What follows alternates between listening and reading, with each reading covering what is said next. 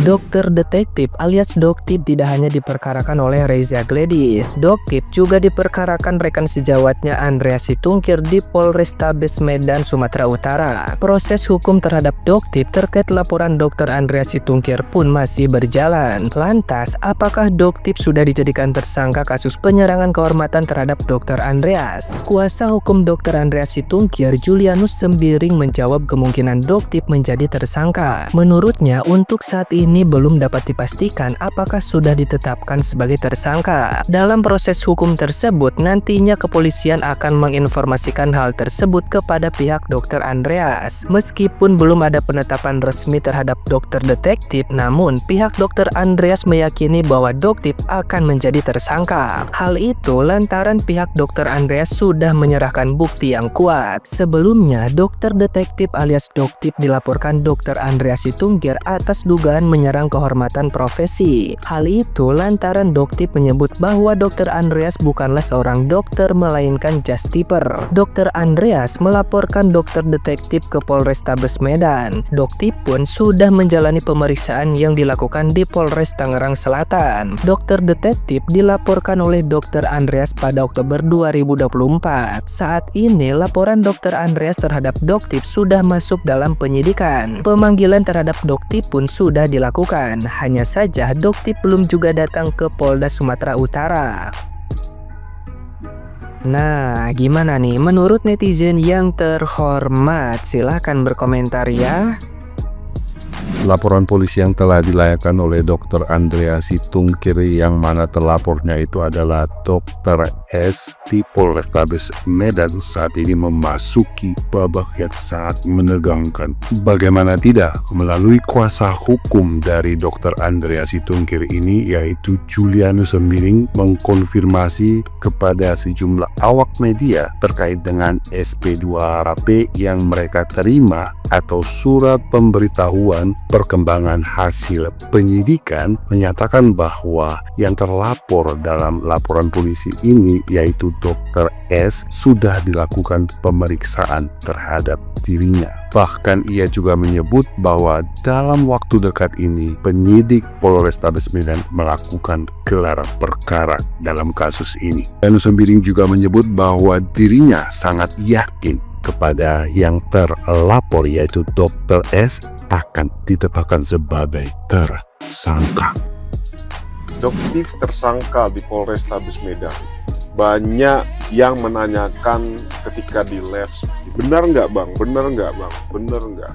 Setelah saya telusuri ternyata informasi ini ya kaitan dengan statement pengacara, ya pengacaranya siapa itu dokter siapa itu yang menyatakan bahwa dia yakin ya Doktip akan menjadi tersangka. Ini hanya keyakinan dia, ya ini hanya keyakinan seorang pengacara dia, pengacaranya lawan ya. SP2HP aja belum dia terima, itu di komentarnya itu ya SP2HP aja belum dia terima. Gelar perkara belum, masih penyelidikan. Kok bisa orang-orang menyatakan Doktip tersangka? Tidak ada. Doktip belum jadi tersangka dan tidak akan jadi tersangka di Polrestabes Medan. Ini keyakinan saya, ini keyakinan pribadi saya. Guys, mari kita bahas pernyataan pengacara dari Dr. Andreas Situngkir soal kasusnya Doktip. Apakah kritik fix bukan dokter, just tipper itu benar-benar keliru? Jadi pengacara Dr. Andreas ini berargumen bahwa meskipun just tipper itu salah di mata hukum, tapi gelar dokter itu tidak serta-merta dapat dicabut. Sama seperti halnya seorang guru guys, tetap melekat meskipun terbukti bersalah melakukan perbuatan pelanggaran hukum.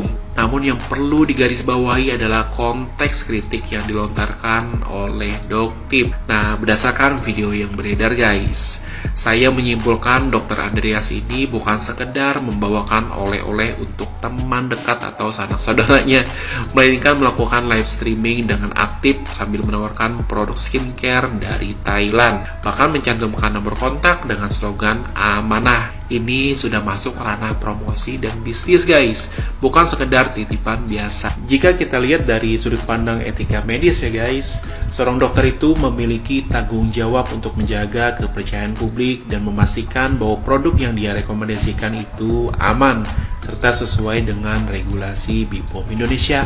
Nah, fakta bahwa Dr. Andreas ini memiliki gelar Magister Hukum Kesehatan seharusnya membuat dia lebih paham guys tentang pentingnya izin BPOM. Nah, terkait pernyataan Doktip guys, fix bukan dokter, just tipper itu menurut saya memang terkesan berlebihan ya. Nah, tapi jika kita lihat lagi dari konteksnya, menurut hemat saya lagi nih, ini adalah bentuk dari ekspresi kekecewaan Doktip secara pribadi terkait tindakan yang dianggap tidak mencerminkan profesionalisme seorang dokter. Nah, kritik berbasis fakta seperti ini adalah bagian dari kebebasan berpendapat yang dijamin hukum guys. Jadi, apakah ini pencemaran nama baik ataukah kritik yang sah? Yuk diskusi di kolom komentar. Dari pernyataan Bapak yang menyampaikan bahwa just tipper ini titip oleh-oleh. Setahu saya Pak, just tipper ini sebuah bisnis perdagangan di mana seseorang berada di luar negeri lalu membeli produk dalam jumlah yang banyak, kemudian diperjualbelikan di Indonesia barang-barang yang dari Bangkok, entah itu baju ataupun kosmetik Pak. Banyak Pak yang menjalankan bisnis seperti itu di Indonesia, dan saya menduga Pak, klien Bapak melakukan hal serupa. Ini dugaan loh Pak ya, karena di dalam VT tersebut dia memosting sebuah just tip. Nah pertanyaan saya Pak, bolehkah produk kosmetik dimasukkan ke dalam Indonesia, diperjualbelikan sementara tidak ada izin edar di Indonesia? Bolehkah itu dilakukan Pak? Ini pertanyaan saya. Hei, Doktip, ngapain lu nolongin orang-orang Indonesia? Ngapain lu nolongin perempuan-perempuan Indonesia? Ngapain lu mau berbuat baik untuk orang-orang Indonesia? Hah? Ngapain? Kalau orang-orangnya yang Anda tolong nggak mau ditolong, ya kan? Udah bagus Doktip yang lo lakuin. Udah bagus Doktip yang kamu edukasikan buat kita semuanya masalah Indonesia, buat perempuan, cewek, cowok, cewek kayak gue, coy, ya kan? Doktip, sembah sujud kita semuanya aman terindikasi dari barang-barang yang nggak bermutu yang isinya air. Dan lu ya, para owner skincare ya, lo jangan beragam menjadi korban. Lu di sini setannya sakit ya, malah sekarang lo lapor sana lapor sini, ngapain? Cari aman, iya, penjara. Nah, kalau kalian nggak ngelihat aku beberapa hari ini muncul, karena aku males emang buka sosmed kan, karena beritanya emang penggiringan opini terus. Buat Doktip semangat, ayo dong Pak Polisi, cepet proses ini perskincarean yang ada di Indonesia. Buktikan kalau negara kita emang negara hukum, nggak bisa dibayar pakai. Masa sih owner skincare ini yang udah jelas-jelas salah masih bisa jualan bebas sesuka hati mereka live di TikTok? Dan Kak Shell, tau gak? Kemarin tuh jam 3 aku kebangun kan, sahur. Dan aku ngeliat dia live di TikTok. Terus aku tuh sampai kayak bener-bener mau beli produknya guys. Beneran aku mau beli produknya, biar aku tuh pengen kayak nge-review gitu produknya. Jadi body washnya entah dari harga berapa gitu jadi 50.000. Jadi aku udah kayak masukin ke keranjang aku, mau aku check out. Ternyata itu nggak bisa payment pakai banknya aku, cuman pakai bank BCA gitu. Ya udah nggak jadi aku nggak bisa review produknya dia. Kan heran kan, kasusnya Doktip aja masih proses, kasus yang satu lagi tiba-tiba udah tersangka, udah ditahan secepat itu sih yang dipertanyakan. Kok bisa itu? Ya udah ya guys, kalian pandai-pandai memilih tontonan, karena tontonan sekarang itu banyak yang opininya digiring. Bisa-bisa otak kalian kecuci. Dari awal aku selalu mendukung orang-orang yang mengarah kebaikan, dan menurut aku Doktip so far menyelamatkan banyak wanita-wanita Indonesia dari owner skincare yang serakah. Jadi semangat terus Doktip.